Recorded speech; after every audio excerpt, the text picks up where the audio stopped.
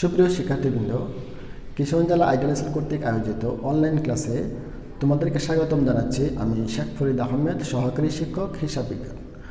আজকে আমি নবম ও দশম শ্রেণীর হিসাব বিজ্ঞান বিষয়ে প্রথম এবং দ্বিতীয় অধ্যায় নিয়ে প্রাথমিক আলোচনা করব। তোমরা বোর্ডের দিকে মনোযোগী হও। দেখো, এখানে আমরা আজকে প্রথম পর্ব আলোচনা করব এবং প্রথম অধ্যায় আমরা আলোচনা করব যে হিসাব বিজ্ঞান কি, হিসাব তথ্যের ব্যবহারকারী কারা, লেনদেন কি এবং হিসাব সমীকরণের প্রভাব বিশ্লেষণ। এই অধ্যায় সাধারণত তোমরা একটু মনোযোগী কম হয়ে থাকো, কারণ এই অধ্যায়তে কোনো অঙ্ক আসে না।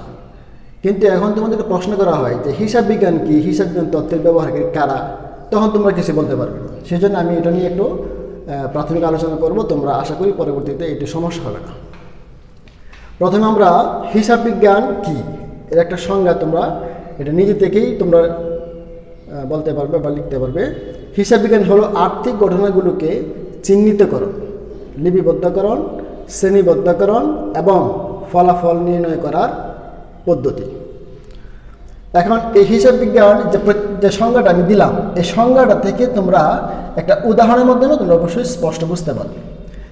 মনে করো আমি একটা কাপড়ের ব্যবসা শুরু করলাম। তো কাপড়ের ব্যবসার জন্য আমি শুরু করব, তখন তো কাপড় আমার উৎপাদন করা লাগবে। তো উৎপাদন করতে আমার কী কী লাগবে? প্রথমত সুতা ক্রয় করতে হবে। এরপরে কাপড়কে কালার করার জন্য অবশ্যই রং ক্রয় করতে হবে। এরপরে একটা প্লেস তৈরি করতে হবে, অর্থাৎ একটা নির্দিষ্ট জায়গার দরকার। সেই জন্য আমি একটা কারখানা নিলাম। তো কারখানা ভাড়া দিতে হবে এবং মজুরি অর্থাৎ কর্মচারীর মাধ্যমে কাজটা করাইতে হবে। তো মজুরি খরচ দিতে হবে। তো দেখো, এখানে সুতা হচ্ছে 15,000, রং আছে 4,000 টাকার, কারখানা ভাড়া ধরো 6,000 টাকা দিলাম, মজুরি ধরো 5,000 টাকা। তো আমাদের মোট ব্যয় হবে 30,000 টাকা। তো এখন ওই 30,000 টাকা যদি আমি কাপড়টা বিক্রি করি, তাহলে কোনো লাভ লস হবে? কোনো কিছু হবে না, কোনো লাভ হবে না। হ্যাঁ, তো তাহলে আমার কী করতে হবে? আমার কাঙ্ক্ষিত একটা মুনাফা আমি যোগ করে নেব। তো 5,000 টাকা আমার লাভ হবে। তো 5,000 টাকা যদি আমার লাভ হয়, তাহলে লাভ যদি আমি ব্যয়ের সাথে যোগ করি, তাহলে বিক্রয় মূল্য হবে কত? 35,000 টাকা। তাহলে এখানে দেখো, ওই যে সংজ্ঞাটা তোমরা যে শিখলা বা দেখলা, এটার উপরে কতটুকু প্রভাব পড়ছে এই লেনদেনের মধ্যে। প্রথমত আমরা কি বলছিলাম যে আর্থিক ঘটনাগুলোকে চিহ্নিত করো। তা প্রথম আমরা কী করছি? এটা চিহ্নিত করছি যে কি কি লাগবে, সুতা, রং, কারখানা ভাড়া, মজুরি, এগুলো আমরা চিহ্নিত করলাম। চিহ্নিত করার পর কী করতে হবে? লিপিবদ্ধ করতে হবে। তো লিপিবদ্ধ কি? তোমার খাতায় ধরো এটা লিখে রাখা, এটা হচ্ছে কি লিপিবদ্ধ। তো আমি কী করলাম? এখানে লিপিবদ্ধ করলাম। এরপরে কি? শ্রেণীবদ্ধ করো। শ্রেণীবদ্ধকরণ কি? তো প্রথম আমরা কী করলাম? এখানে ব্যয়গুলি আমরা লিখলাম।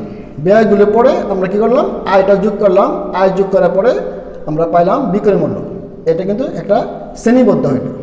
এরপরে ফলাফল নির্ণয় করার পদ্ধতি, অর্থাৎ আমরা কী করলাম? এটা পুরোটা একটা ফলাফল পাইলাম, অর্থাৎ এই যে মোট ব্যয়ের সাথে মুনাফা এবং বিক্রয় মূল্য আসতেছে। তো আরেকটি বিষয় তোমাদের জানা রাখা দরকার, সেটা হচ্ছে হিসাব বিজ্ঞানের জনককে। হিসাব বিজ্ঞানের জনক হচ্ছে লুকা পেসিওলি। হিসাব বিজ্ঞানের জনক হচ্ছেন লুকা পেসিওলি। উনি হচ্ছেন একজন ধর্মযাজক এবং গণিতবিদ। তাহলে আশা করি তোমরা হিসাব বিজ্ঞান কি সেটা তোমরা বুঝতে পেরেছ। এবার আসো 2 নম্বর কি বলছিল, যে হিসাব তথ্যের ব্যবহারকারী কারা। হিসাব তথ্যের ব্যবহারকারী কারা? তো এখানে দেখো, হিসাব তথ্যের ব্যবহারকারীকে 2 ভাগে ভাগ করা যায়। প্রথম হচ্ছে অভ্যন্তরীণ ব্যবহারকারী। তোমরা নিশ্চয়ই বুঝতে পেরেছো যে অভ্যন্তরীণ ব্যবহারকারী বলতে কি আমি বোঝাতে চাচ্ছি। তো এখানে মালিক পক্ষ আছে। মালিক পক্ষ, ব্যবস্থাপক বা ম্যানেজার। কারণ মালিক পক্ষ একা তো সমস্ত ব্যবসা ট্যাকেল দিতে পারবে না বা দেখাশোনা করতে পারবে না। এই জন্য উনি কী করেন? একজন ব্যবস্থাপক নিয়োগ দেন বা ম্যানেজারকে নিয়োগ দেন। উনি কী করেন? পুরোটা ব্যবসা কী করেন? তদারকি করেন। এবার আসো বাহ্যিক ব্যবহারকারী। বাহ্যিক ব্যবহারকারী কারা? যে বাহিরের থেকে যে তথ্য, বাহিরের যারা এই তথ্য সম্পর্কে জানতে চায়, এই তথ্যের সাথে সম্পৃক্ত। যেমন আছে এখানে পাওনাদার। পাওনাদার হচ্ছে ব্যবসা প্রতিষ্ঠানের তৃতীয় পক্ষ। তৃতীয় পক্ষ, ওনার কাছে যদি আমরা পণ্য ক্রয় করতে হয়, অর্থাৎ ব্যবসা প্রতিষ্ঠানকে যদি পণ্য ক্রয় করতে হয়, বাকিতে ক্রয় করতে হয়, তাহলে কি হয়? পাওনাদার হয়। তা পাওনাদার কি হয়? ওই ব্যবসা প্রতিষ্ঠানের জন্য সে কি হয়ে যায়? তৃতীয় পক্ষের দাবিদার হয়ে যায়। হ্যাঁ, তো এই যে পাওনাদার আছে, এই পাওনাদার কাছ থেকে যখন আমরা পণ্য ক্রয় করতে যাব, তখন পাওনাদার তো দেখবে যে আমাদের ব্যবসার কি কি তথ্য আছে, আমাদের ব্যবসার মধ্যে সে কি পণ্য বিক্রি করতে পারবে কিনা, বা আমরা কি টাকা পরিশোধ করার ক্ষমতা আছে কিনা, হ্যাঁ, সেগুলি বিষয়ে লক্ষ্য রাখে। এই জন্য আমাদের তথ্যগুলি রাখতে হয়। এই জন্য তথ্যগুলি তারা দেখে তারপর তারা আমাদের কাছে পণ্য বিক্রয় করবে, আমরা সেটা বাকিতে ক্রয় করব এবং তখন সে হয়ে যাবে আমাদের পাওনাদার। এরপরে কি সরবরাহকারী ঠিক পাওনাদারের মতোই যারা পণ্য সরবরাহ করে তারা অবশ্যই আমাদের ব্যবসার তথ্য সম্পর্কে জানতে চাবে এবং তারা সরবরাহ করবে। এরপর আসো সরকার একজন বাহ্যিক ব্যবহারকারী, ব্যবসা প্রতিষ্ঠানের একজন বাহ্যিক ব্যবহারকারী। কারণ সরকার কি করেন? শুল্ক বা ট্যাক্স বা কর এগুলি ওনারা কি করেন? প্রতিনিধির মাধ্যমে এগুলি সংগ্রহ করে, আমরা ভ্যাট দিয়ে থাকি সরকারকে, এবং তারা তথ্যগুলি আমাদের এই ব্যবসা প্রতিষ্ঠানে জানতে চায়। এইভাবে আমরা তথ্য যদি লেখা থাকে বা থাকে লিপিবদ্ধ থাকে, তাহলে অবশ্যই তারা সহজে আমাদেরকে তথ্য আমাদের কাছ থেকে নিতে পারবে। এরপরে দেখো ঋণ প্রদানকারী। তো ব্যবসা প্রতিষ্ঠানে অনেক সময় মালিকের পক্ষ থেকে একা সম্ভব হয় না, অনেক সময় বড় একটা অ্যামাউন্ট প্রয়োজন পড়ে, তখন মালিক সেই টাকাটা সংগ্রহ করতে না পারলে কী করতে হয়? কোনো একটা ব্যাংক প্রতিষ্ঠান থেকে বা অন্য কোনো প্রতিষ্ঠান থেকে তারা কী করতে হয়? ব্যবসা প্রতিষ্ঠানকে ঋণ নিতে হয়। তখন যারা ঋণ প্রদান করবে তারা অবশ্যই ব্যবসা যে প্রতিষ্ঠানে তারা ঋণটা দিবে, সে প্রতিষ্ঠানটা যদি ঋণ পরিশোধ করার ক্ষমতা না থাকে তাহলে তারা ঋণ প্রদান করবে না। সেই জন্যই আমাদেরকে তথ্যগুলি লিপিবদ্ধ করতে হয়। তারা এই পুরোপুরি তথ্য দেখে তারা সিদ্ধান্ত নেবে তারা আমাদেরকে ঋণ দিবে কি না। তা হচ্ছে ঋণ প্রদানকারী। আচ্ছা, এই হলো আমাদের হিসাব তথ্যের ব্যবহারকারী। এরপর আসো লেনদেন কি। তো প্রথম আমার বুঝতে হবে যে লেনদেন কি। দেখো এখানে দেওয়া আছে, আমি লিখে রাখছি যে আদান প্রদান অর্থাৎ লেনদেনের সবসময় দুটা পক্ষ থাকবে। আমি আগে বলি যে লেনদেন হইতে হলে অবশ্যই আর্থিক সম্পর্ক থাকতে হবে। যে কোনো ঘটনায় কি হইতে পারে না? লেনদেন হইতে পারে না। ঘটনা তো অনেক ঘটনাই হইতে পারে, কিন্তু যেগুলি ঘটনা একমাত্র অর্থ সম্পর্কিত আছে সেগুলি ঘটনাই হবে একমাত্র লেনদেন।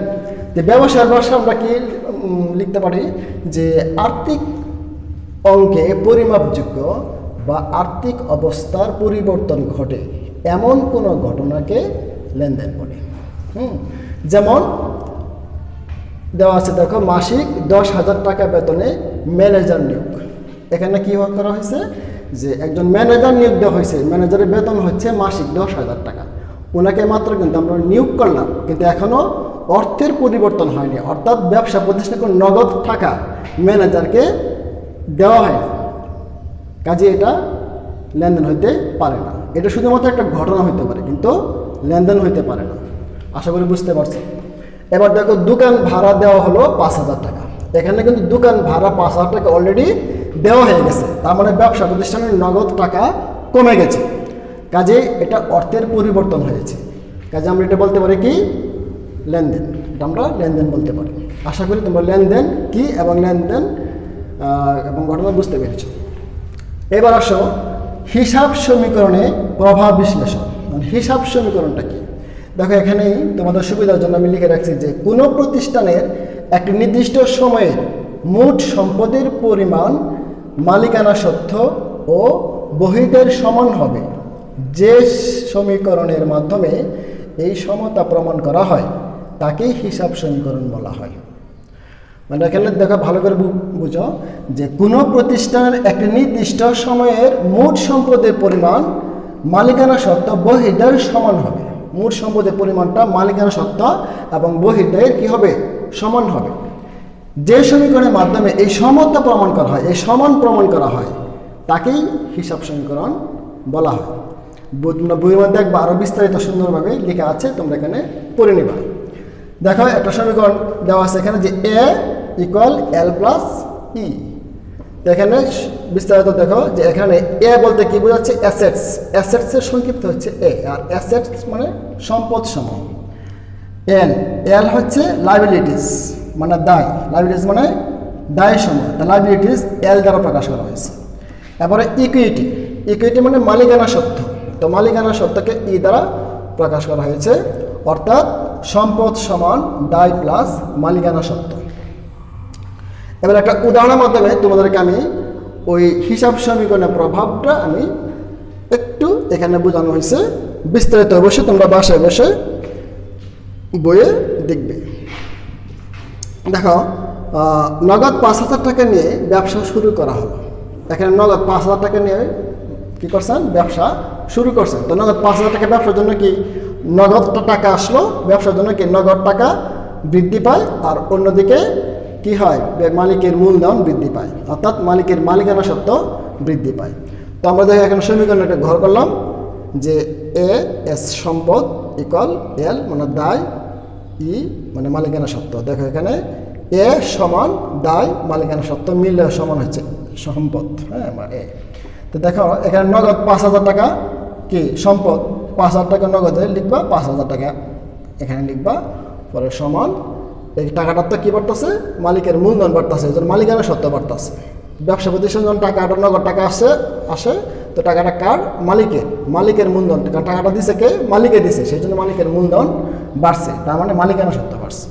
তো এর নিচে লেখা আছে দেখো, সম্পদ মানে নগদ এবং মালিকানা সত্ত্ব মূলধন বৃদ্ধি পেয়েছে। আশা করি মোটামুটি ভাই বুঝতে পারছো।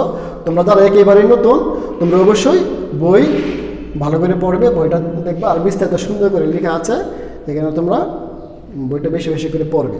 হ্যাঁ, পরবর্তী ক্লাসে যখন আমরা সৃজনশীল অঙ্ক করবো, অবশ্যই তোমরা আস্তে আস্তে সব কিছু ক্লিয়ার হয়ে যাবে। তো তোমাদের দেখো বাড়ির কাজ, এই বাড়ির কাজ দেওয়া আছে যে বোর্ড বইয়ের 13-14 পৃষ্ঠা দেখবে একটা উদাহরণ আছে এরকম হিসাব সমীকরণের প্রভাব নিয়ে। এটা তোমরা এইচডিবি করবা, এবং তোমরা জানো প্রতি শনিবার স্কুলে এইচডিবি এসে জমা দিতে হয়, প্রতি শনিবারে জমা দিবা। ঠিক আছে, আজকে এই পর্যন্ত, আল্লাহ হাফেজ।